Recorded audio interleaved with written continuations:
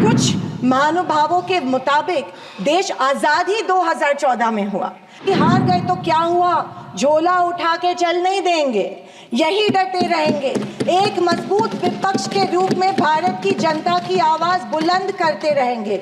हम भारत के लोग, जो हमारे संविधान की प्रस्तावना है, इन 4 शब्दों में भारत की ताकत और महानता छुपी है। न कोई जात, न धर्म, न भाषा, न पहराव, सिर्फ हम भारत के लोग। इसी में ही हमारी पहचान है और इसी में हमारी गरिमा बसी हुई है। पर पिछले कुछ सालों में इस पहचान को, इसी ताकत को धर्म की राजनीति से कमज़ोर बनाया गया है। आज 2024 के बजट पर बात करने के लिए आपने मुझे मौका दिया। मैं थोड़ा आपको इतिहास में ले जाना चाहती हूँ। हम सब जानते हैं और पूरा विश्व ये मानता है कि कुछ शतकों पहले भारत सोने की चिड़िया थी। उस समय जीडीपी और इस प्रकार की चीज़ें नहीं थी, पर भारत इकोनॉमिकली और कल्चरली विश्व की एक महाशक्ति थी। और हम ये भी जानते हैं कि भारत में शूरवीरों की कोई कमी नहीं थी। बावजूद इसके मुट्ठी भर हमलावरों ने हमें कई बार लूटा, और न सिर्फ लूटा, हमें सैकड़ों साल गुलाम बनाए रखा। ऐसे क्यों हुआ?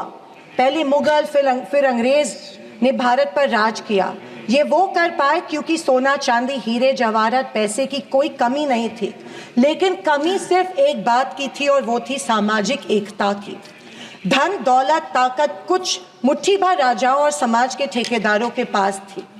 90% समाज प्रताड़ित था, और मैं ये कहूँगी कि जानबूझकर इन्हीं समाज के ठेकेदारों के द्वारा देश गरीब रखा गया था।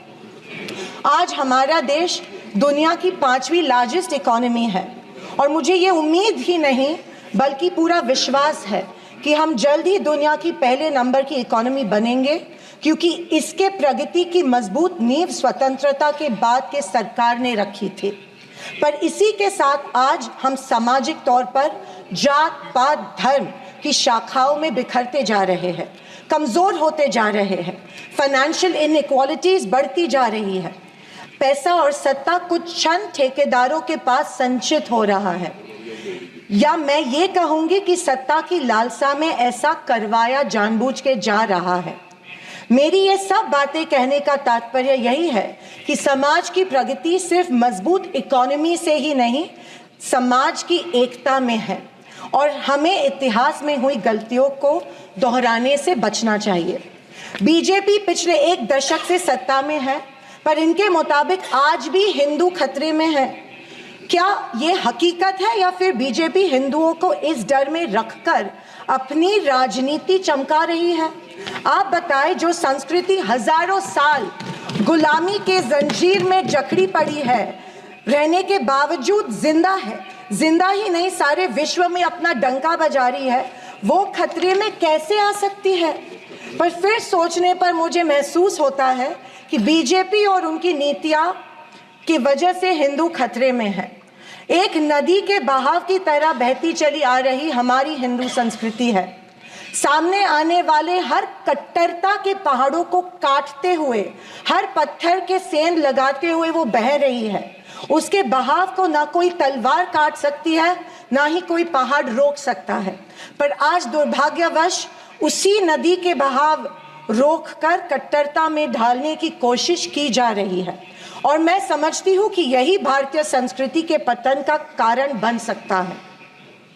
अध्यक्ष महोदय, डॉक्टर बाबा साहेब अम्बेडकर ने बनाए गए संविधान के बदौलत पिछड़े और दलित वर्ग को आरक्षण के जरिए समाज में स्थान और सम्मान मिला, पर आज वह आरक्षण भी इनके नजरों में खटक रहा है।